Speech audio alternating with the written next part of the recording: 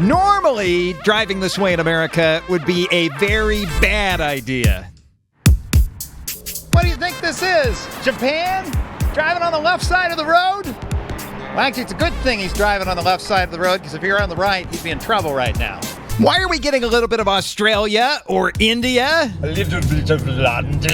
Accent is terrible, and it gets a 0 out of 10. This is a Diverging Diamond Interchange, a legal opposite day where you get to drive on the left side of the road. And this is one of the first ones ever. 5th in the world, I believe. 3rd in America. These are popping up everywhere. States have built 200 more of these, which means your town might get one soon. So what on earth could possibly be possessing states all over the country to start installing these seemingly pointless freeway interchanges where you drive on the wrong side of the road? Well, there's actually a good reason. Life is a highway. Nobody can make you settle down. Then two paths cross. And now you're irresistibly drawn to a diamond. The most common way to marry the freeway to the cross street. Love at first sight for the interstate system. A bridge separates the freeway from the cross street. When a driver wants to exit, they slide off onto this one-way road, which goes in the same direction as the freeway.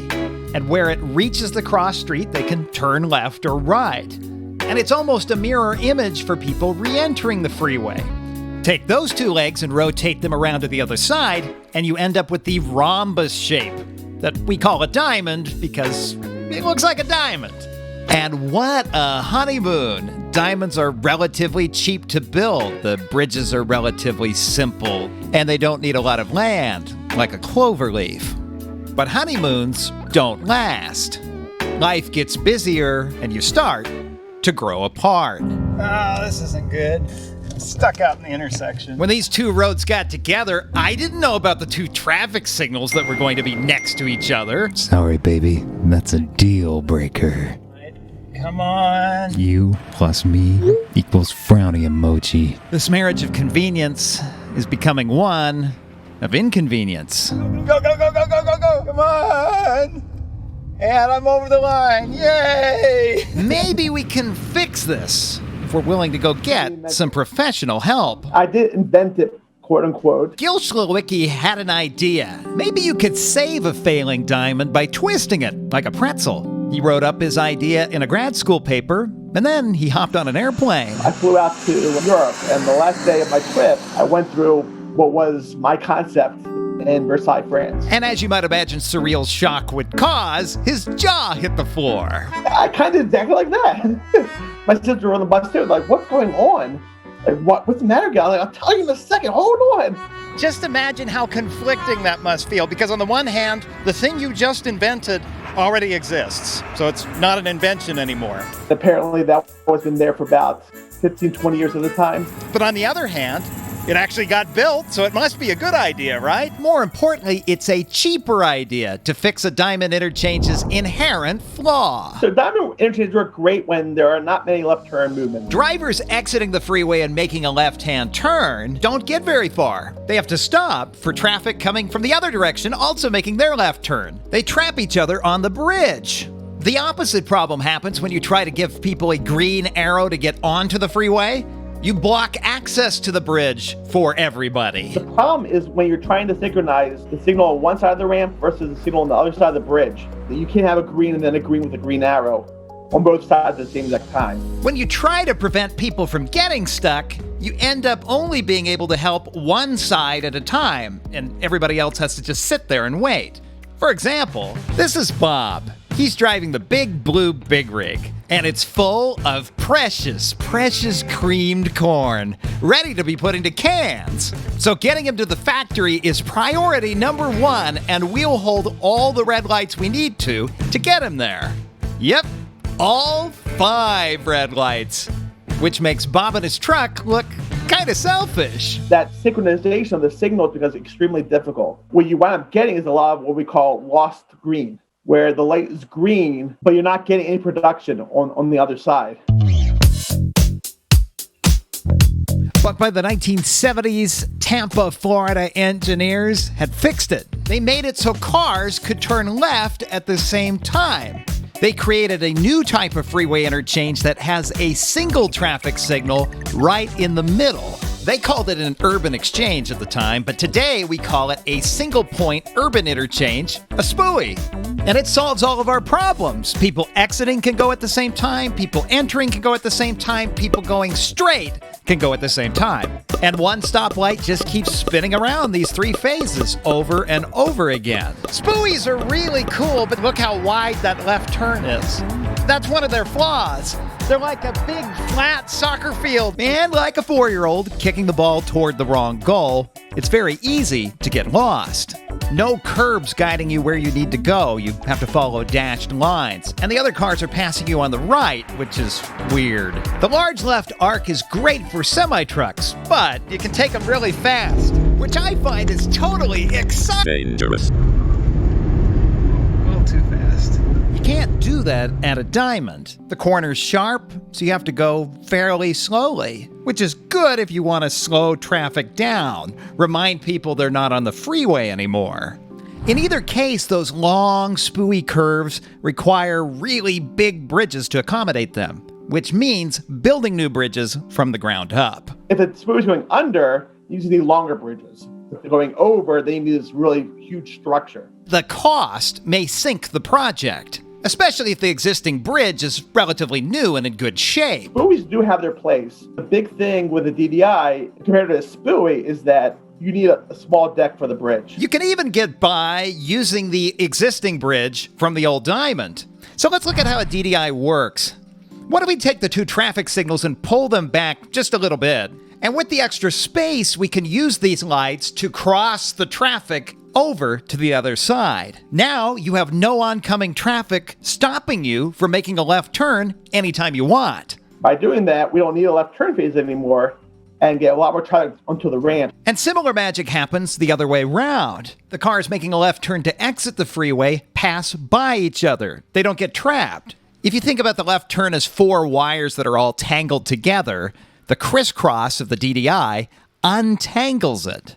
Now the traffic light can just ping-pong back and forth, one, the other, which is really efficient. Because we only have 2 phases and we don't have the lost green, we can actually generate a lot more traffic through the DDI because we can synchronize the signals better. Now the only movement that's getting stuck is through traffic. We'll talk about this problem in a minute, but what about right turns? We focus on left turns because right turns are generally easy, whether it's at a diamond, a SPUI, or a DDI. There's no oncoming traffic to cross, so you can either have a dedicated ramp, which you can use to make a right turn anytime you want, or allow right turn on red. So what would it take to give left turns the same treatment? Most American downtowns do allow left turn on red when it's between 2 one-way streets. Safe to do because you're not crossing paths with people coming the other way. When you're on the left side of the street, left turns become just as easy as right turns were when you were normally on the right side. Then you really have like 2 one-way streets with a major road and a minor road. The left is inside the wrong way crossover area. The right turn is outside of it. You can turn right just like normal. Truly the best of both worlds. Free-flowing dedicated left turn ramps to get onto the freeway, and sometimes left turn on red when you exit. Of course, this only works if drivers know it's okay to give it a try. Will they? From American Fork Main Street in downtown American Fork, it's time to play America's favorite game show, Left on Red After Stop. Here we have a left red arrow and a black Audi. Will he turn left on the red? No, he waits for the green. Because I guess he didn't need to wait. Oh, there's so much green time. Darn you, DDI, working too efficiently. Here we go. Red arrow. Left on red after stop is allowed. But there's oncoming traffic, so the Subaru waits his or her turn. Will they turn out? No, they're waiting. And they're still waiting. But see, I could see this being a problem. If nobody makes their left turn on red, it just adds confusion, even though the efficiency that you'd get from that would be really good. Diverging diamonds are also a safer type of interchange. In a previous video, I talked about conflict points. These are any place two paths of traffic crisscross, and there's a chance you could get in a really bad crash. If you take a normal diamond interchange and add up all the places that we can get into crashes, there are 8 places where we split apart and somebody could get rear-ended, 8 more places where we merge back together and could sideswipe each other. But the most dangerous type where we crisscross, there are 10 conflict points, for a grand total of 26. A diverging diamond pulls that down to just 14. And the most dangerous kind where we can get in a T-bone crash, there are just 2. Genuinely, the diverging diamond is a good design. Now, how do you convince a state to actually build one of these things? Well, you send engineers to France.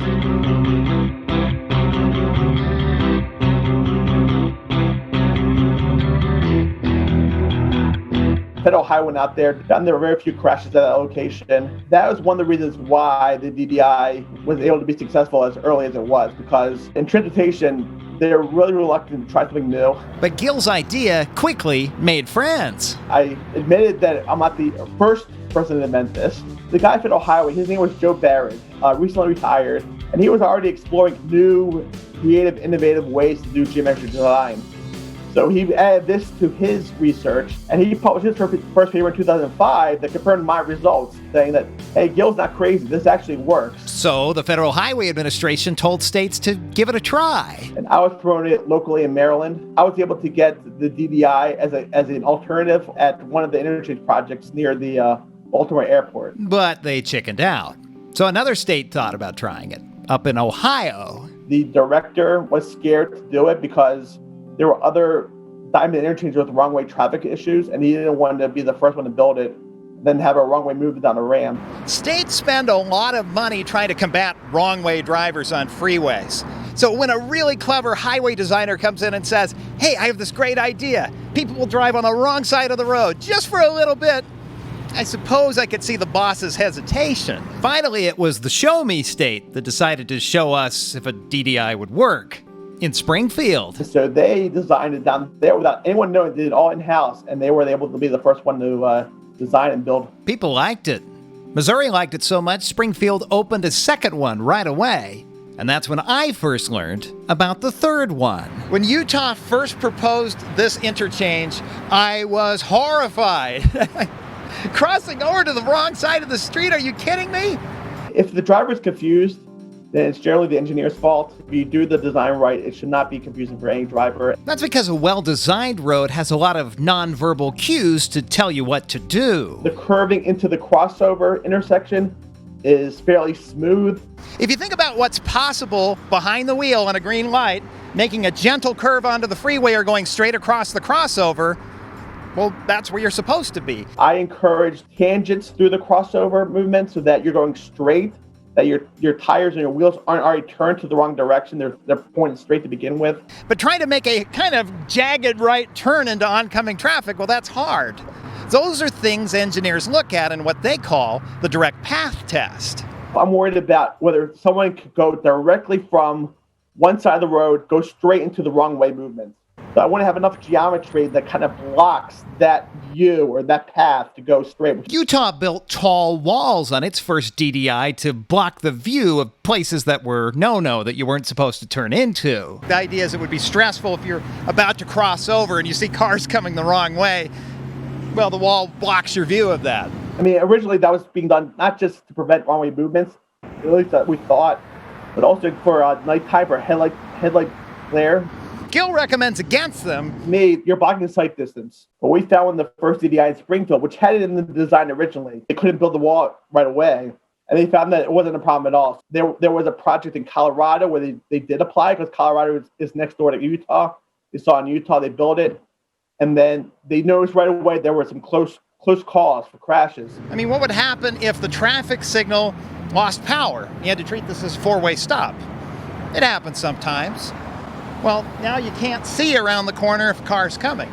Let's say an emergency vehicle needs to get across, and they should go across the red light. The wall might block your view of the ambulance. It's been okay for Utah, but I discourage it.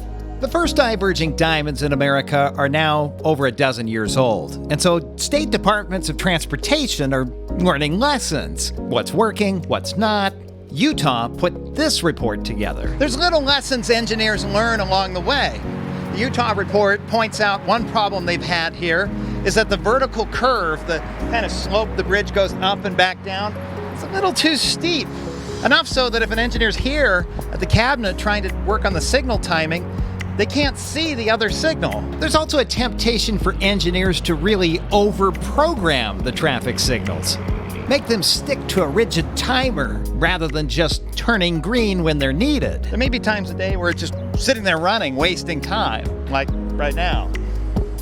But if you let it run free, as soon as there are no cars coming on the other approach, you can turn green and keep these cars moving.